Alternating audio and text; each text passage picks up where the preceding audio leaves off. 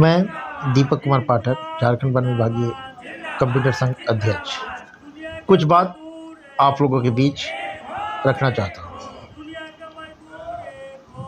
पिछले कई सालों से वन विभाग में चालक, कंप्यूटर ऑपरेटर, प्यून इत्यादि दैनिक श्रमिक के रूप में काम कर रहे हैं।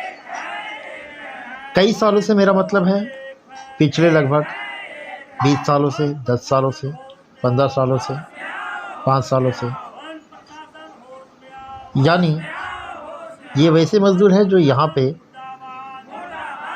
निपुणता पूर्वक अपने कार्य को अंजाम देते हैं और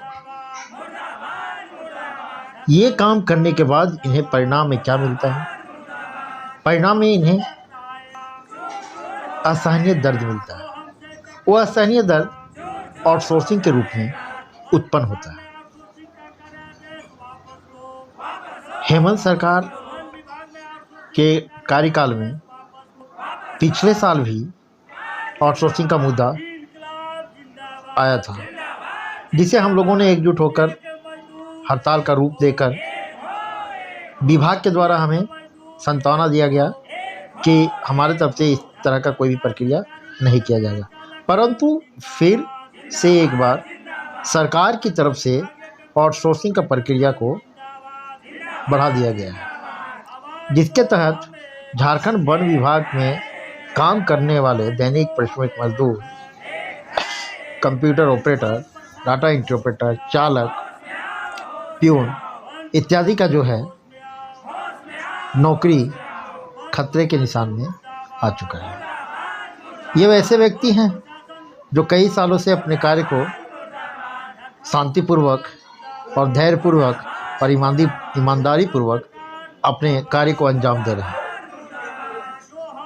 इस एवज में विभाग से हमें क्या मिलता है? विभाग से हमें अवहेलना मिलती है। विभाग कहती है कि तुम्हें काम नहीं आती है, तुम्हें निकाल दिया जाएगा। प्रत्येक 2 साल में, 3 साल में नए अफसर आते हैं और अफसरों को समझने और समझाने में टाइम व्यतीत हो जाता है। दूसरी चीज़, प्रत्येक साल हमें पैसों के लिए यानी हमारे सैलरी के लिए हमेशा इंतज़ार करना पड़ता है। ये सारे मुद्दे हैं। सरकार की ओर से 10 साल की प्रक्रिया चलाया जा रहा है, परंतु वो 10 साल की प्रक्रिया को सरकार लागू नहीं करेगी। बिहार गवर्नमेंट में 60 साल का कंप्यूटर ऑपरेटर, चालक वगैरह को 60 साल के लिए उन लोगों को समायोजन कर दिया गया है कि 60 साल तक आप ही रहिएगा और आपसे ही कार्य लिया जाएगा। क्योंकि जो यहाँ पे कार्यरत हैं वो कोई 40 साल के हैं, 28 साल के हैं, 50 साल के हैं, 45 साल के हैं। अब इस उम्र में अगर उन्हें निकाल दिया जाता है तो वो व्यक्ति कहाँ पे नौकरी ढूंढेंगे और क्या नौकरी करेंगे? क्या उनके लिए एक्सपीरियंस मायने नहीं रखता है? क्या एक्सपीरियंस का कोई वैल्यूएशन नहीं है? जो यहाँ पे आके हम लोगों ने काम को बढ़ाया, काम को सीखा और काम को दृढ़तापूर्वक और अनलिमिटेड टाइम में किया, उसका कोई वैल्यूएशन नहीं है सरकार की नज़र में। आखिर ये दो नज़र क्यों? एक तरफ सरकार मांग करती है कि आपके विभाग में कितने चालक हैं, कितने कंप्यूटर ऑपरेटर हैं, कितने प्यून हैं, तो सरकार क्या करती है, विभाग क्या करती है, सरकार को सुनी करके भेज देती है। अब आप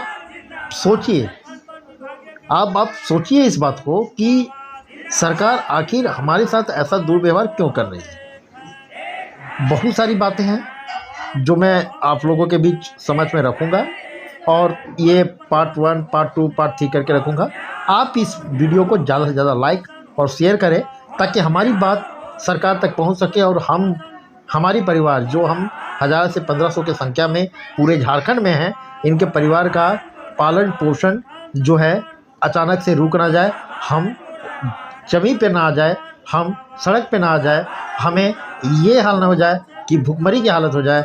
एक तो कोरोना काल में हमें कोरोना से निजात पाने में बहुत ज़्यादा टाइम लग गया और हम कई तरह के मुश्किलों का सामना करना पड़े।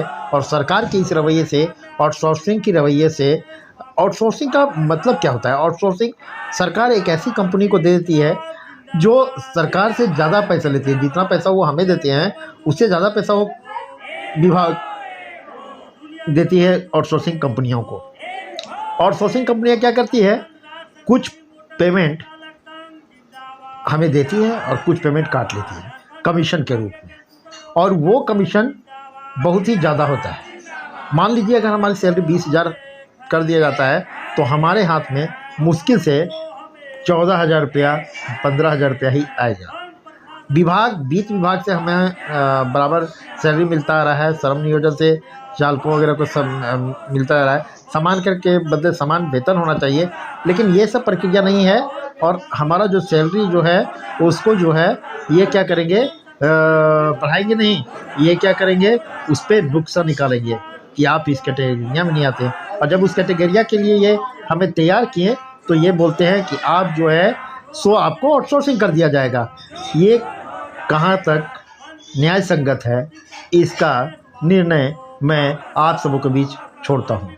धन्यवाद।